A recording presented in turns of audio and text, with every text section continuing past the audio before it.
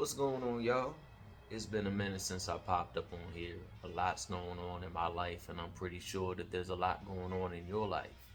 So, this is going to be more of like a spiritual conversation. It's got nothing against tarot or anyone else that does tarot, but let's be honest, everybody does tarot. For those that are curious, I am on TikTok, and I'll put that out there a little later on for everybody. But I'm gonna include some cards, but I just really wanted to have a spiritual conversation with you, and just be transparent about a lot of things. The road can be tough for quite a few people. I can vouch. It can be very tough. But I noticed that when you have your spiritual support team with you, whether that is the gods, the goddesses, the daemons, the angelics, the fairies, the ancestors. Side note, ancestors are a plus in your path. I don't care what path you walk. Always include your ancestors. Whether you light candles and give offerings or sit down through song and dance and pray with them, so forth and so on, or ask them to pray over you. Ancestral connection is a very, very, very vital key. And with the loss of my mother, I really dug deep into the ancestral current. Pretty much, I got as much information from her about my ancestors, my grandfather, my grandmother, so forth and so on prior to her passing. And interestingly enough, upon her passing, a lot of them came forth. And when they came forth, I'm in meditation or I'm carrying out rituals and they're saying, do this. And I'm like, well, I know who my spiritual support team is. Who are you? And as I started to take what they gave to me via, writing it down through automatic writing, visions, so forth and so on, and starting to dig deep and research into these things, that's when I started to run into birth certificates. That's when I started to run into names. That's when I started to take birthdays, so forth and so on, and really dig deep into it and see what was going on. So it's been a wild ride for me.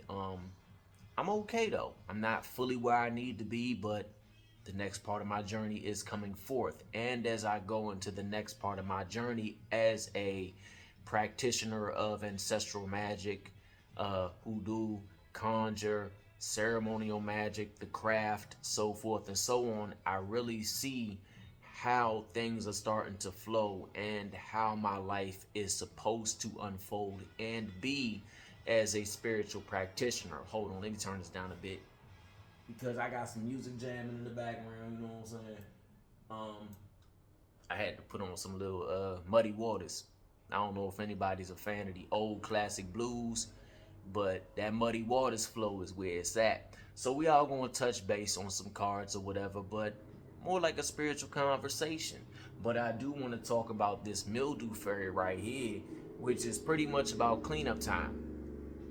As we know, we are in the equinox, Ostara, so forth and so on. Hopefully it's not too loud in the background because for some reason this phone does not like good volume. It's a great phone, but it doesn't really vibe well with things of that nature. Right now, for those that feel that they need to clean up spiritually, that is very important. As we practice, everybody, no matter how good you may be, no matter how versed you may be in your path, no matter what you walk in your path, whether that is the craft, whether that is Catholicism, Christianity, whether you're a Baptist, a hoodoo practitioner, a conjurer, an Enochian magician, you name it, you have to keep your spiritual body cleansed. Now, mind you, there are a billion and one odd ways to do it. You can do the lesser banishing ritual of the pentagram. I love that, but I pretty much don't much use that for, cleansing. I use it to help hone my psychic centers. I use it to help connect with the four great archangels or the elemental correspondences, so forth and so on. Calling the quarters is another way to connect with these correspondences, whether you work with the four great archangels or if you work with the elements, the celestial undines, the salamanders, so forth and so on. But also, wash downs. I don't know who has ever done a wash down or who is into wash downs, but it's pretty much straightforward. You're washing yourself down, not up, but down. I like to use the wash ups when I'm attracting things into my life, but when it comes to cleansing, I like to wash down. Sadly enough, not every single wash down smells good. In fact, let's just add a little bit of funny to it. Sometimes wash downs will leave you smelling like a garden salad. It will. Um, but some things that you can include in a wash down are things such as onions, garlic, lemon, so forth and so on. You can do egg cleansings. Others may know it as limpias. If I said that word wrong, please forgive me. I usually call it an egg cleansing, but pretty much egg cleansings are straightforward and they're easy to find online. Um, Certain traditions, certain cultures do include egg cleansings, but do I, as a practitioner, feel that the egg is specific to one culture or one tradition? No, I don't. But again, if it is, and that infringes on somebody's spiritual progression or they feel slightly offended by it, I do apologize, because a lot of the time, closed traditions are what they are, and that is a closed tradition. But in egg cleansing, I've seen it pretty much in a lot of traditions, and with that, there's so many ways to do it. I would not say go off and say, hey, I like what they do with the bony lady, for those who know who that is. So I'm going to go do that. No, no, no. Don't do that, because that's their culture and that is their tradition. Mind you, for those that have connected with her or those that do connect with that vibe, I'll be honest, I have never seen Santa Muerte ever turn anyone away. I have seen that many people have become her devotee, but also when it comes to working like the craft, or when it comes to working that magic, she usually calls those forward who she wants to work with them. So if you're into Santa Muerte, I know I can't roll my R's. I'm sorry, please forgive me. But she's a great, amazing force to look into. And she's great with favors. And interestingly enough, with Santa Muerte, she's I ain't gonna say she's simple, but some forces will have you jump through loops. Some forces will have you jump through hoops. With her, she's pretty straightforward. I'm learning more and more about her every day from those that have been devoted to her for longer periods of time. But when I started to work with her on a simple level of, just praying and just communicating and just really taking time to delve into the culture, I noticed that whenever I was having a bad day, if I were to talk to Santa Muerte and say, look, I'm kind of down and out, next thing I know, I got everybody that is of that culture waving to me, trying to show me love, hug me, so forth and so on, and just putting smiles on my face. And I find that to be interesting. So back to the cleanup time. The egg cleanse is a good way to cleanse it. You can use the Holy Psalms. I personally like to include Psalm 91 and Psalm 51 when I do a cleansing. I know. What type of witch is going to use the Holy Bible? Well, what if I told you that you don't have to be a Christian to use the Holy Bible? No, you don't. They are spells and conjurations. And I think in defense of that book, yes, it has some kind of distasteful things in there that many people might not agree with. But at the end of the day, the Holy Psalms, for example, they kick like a mule. I'm just going to keep it honest. So understand that due to us being in the equinox, Ostara, whatever you want to call it, cleansing is important. Classic term, spring cleaning, okay? And when you include certain things into your Ostara or equinox celebrations, cleaning is one of the very important things that you can include into what it is that you do. altar cleaning, regular house cleaning, spiritual cleaning, so forth and so on. Another way to knock the grit and grime out of your spiritual area, no, you don't want to take a bath in it, okay? You don't want to do that. But ammonia. Bad things do not like ammonia. You can use it in floor washes, so forth and so on, etc., etc., etc. Do I feel that ammonia is specifically geared towards conjure or hoodoo? No, I don't. Do I think that those who should not or do not practice hoodoo can go get some hoodoo? No, no. But does that mean that you are not allowed to use ammonia? No, no, no. You just have to find how to incorporate it into your path. Now, back to the wash downs, so forth and so on. Interestingly enough, a little bit of black pepper in that bath water with some salt, good old onion, garlic, let that sucker sit, pour it over your body, wash down, get on out, say something like Psalm 51 or Psalm 91, so forth and so on, calling the Archangel Michael, Raphael, whoever it is that you connect with, the God, the goddess, whoever. It works wonders. So now is the time to really clean up the spiritual centers of our body.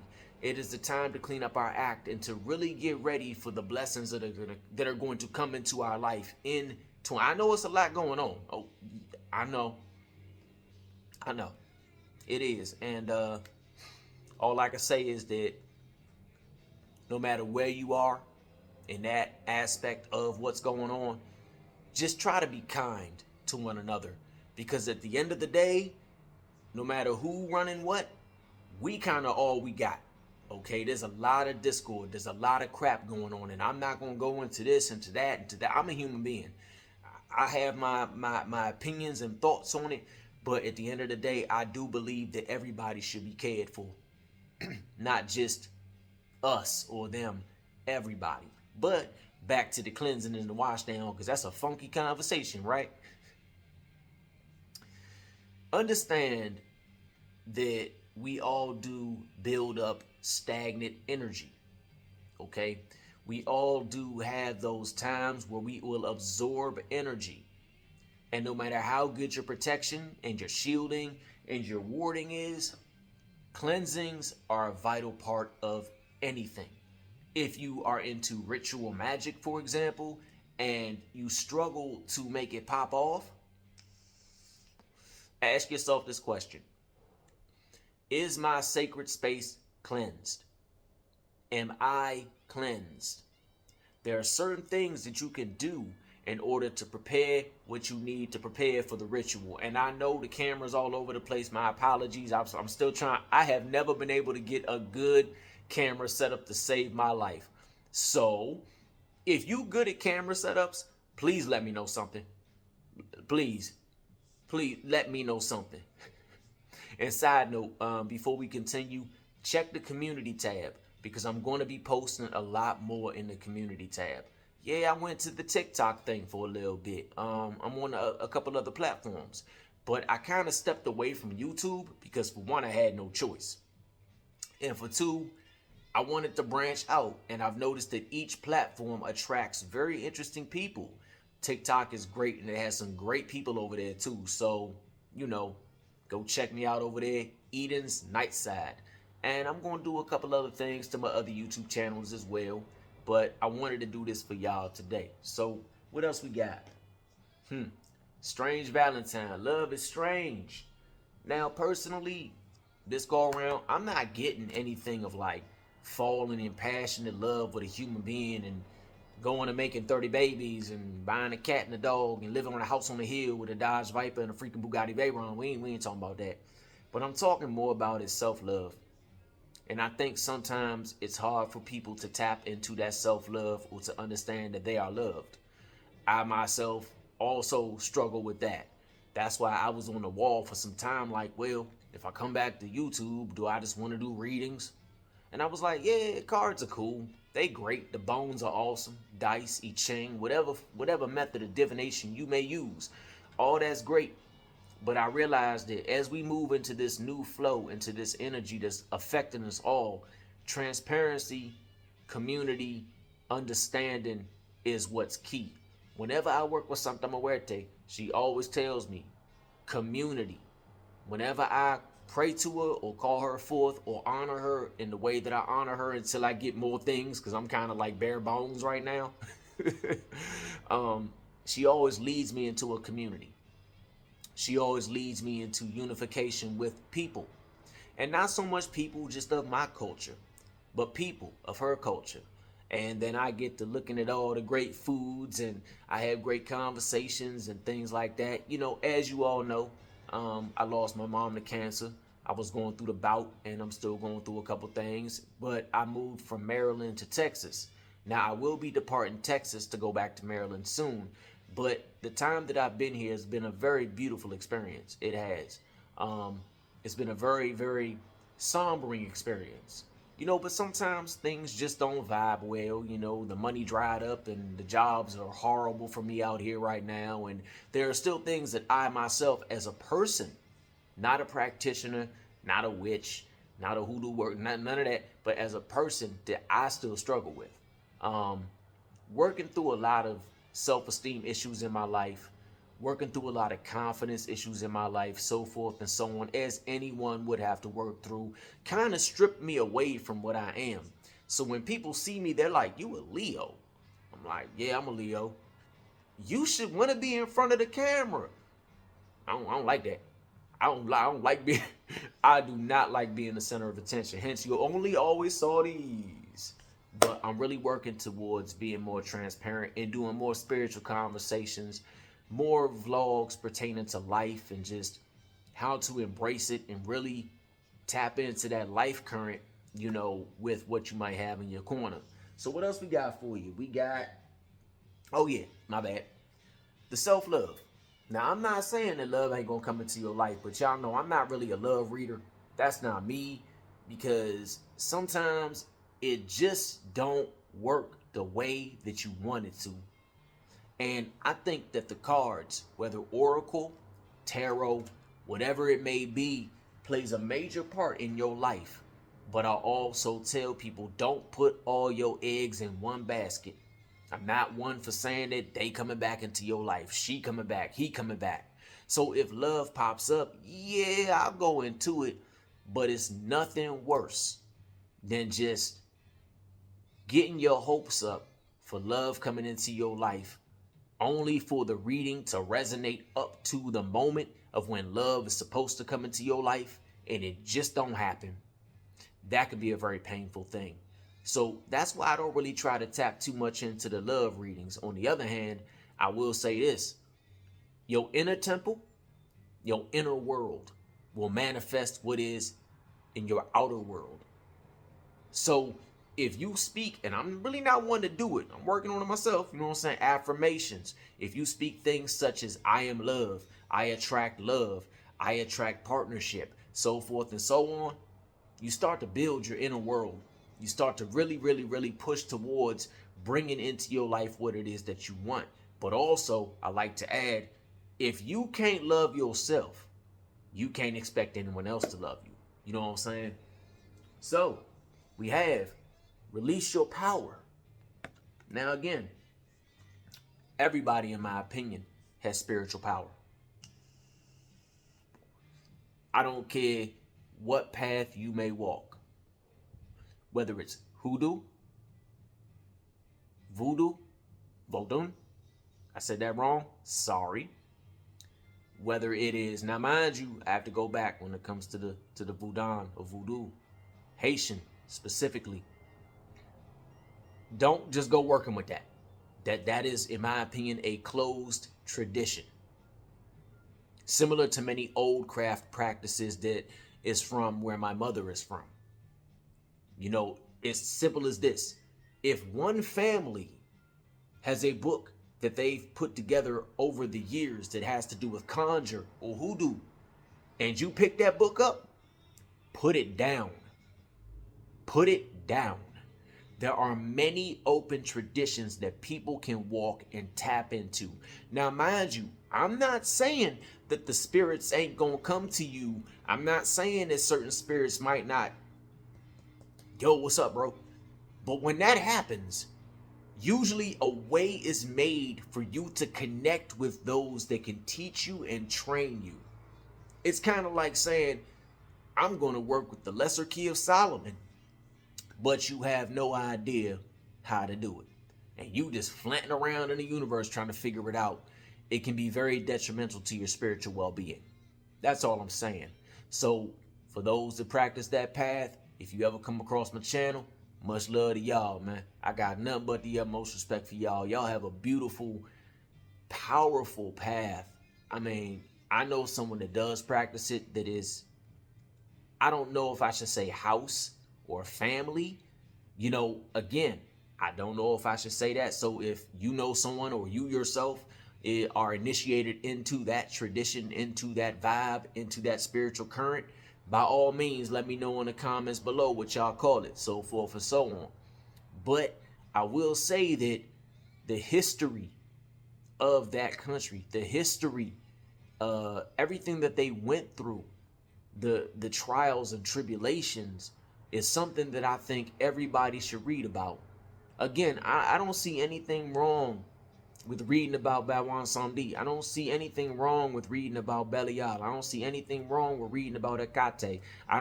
There's nothing wrong with knowing. Because when you sit down with people that cherish this, they really, really, really put in that time and that work, and you're able to like hang out with them and fellowship and socialize and get invited maybe to one of their events where you get to watch them do what they do, that to me is a big step towards unification. But again, that is a beautiful, beautiful, beautiful path. I just had to say that. So we got to release your power. Now, everybody has the ability to tap into magic. Everybody. You don't have to jump into a magical tradition. You don't have to jump into a coven or a lodge. My opinion, you don't have to practice with the lesser key of Solomon in order to work with Belial or Belial. You don't have to read the whole 411 of the book to work with Visago or Payman or whoever that may be. Yes, I don't want to say safeguards, because I personally, from my many years of working with the spirits of the Goetia, the only time I exploded was when I just didn't do a cleansing after, or when I didn't close the temple. Not once has Belial popped up and said, your soul is mine. Paymon never showed up and was like, I'm going to smite you. Never. Never. I know many people might go, but that's a demon. Yeah, it is. But what is that? You got to think about a lot of people that put these tomes out there. If you look at some of the classical texts, they're so barbaric because half the people were working with certain sects or certain churches, and they pretty much said, well, we got to let them know that, you know, we ain't with them, so we gonna use these barbaric and these disrespectful conjurations in order to let them know that, hey, we on your side. You don't need to do that. No. I started with the name, and then I went from there. I built my relationship around it. I like to consider Belial as the tower moment, because when you bring him into your life, if he agrees to work with you, you gonna get a tower moment. He gonna take everything that don't serve you and completely wrap you up and be like, let's do this. So I'm not saying go work with him, because he's not for the faint of heart. Personally, I have had nothing but the utmost success when working with him. He's taught me quite a lot, interestingly enough, and he's helped me remove things that no longer serve me. So yeah, just toss it out there. I'm not saying go work with him. I'm not saying don't go work with him. I just had to toss that out there. But back to releasing your power. There's so many ways to do it. You can do vision boards. You can do sigil magic. You can cast regular magic. You can do spells.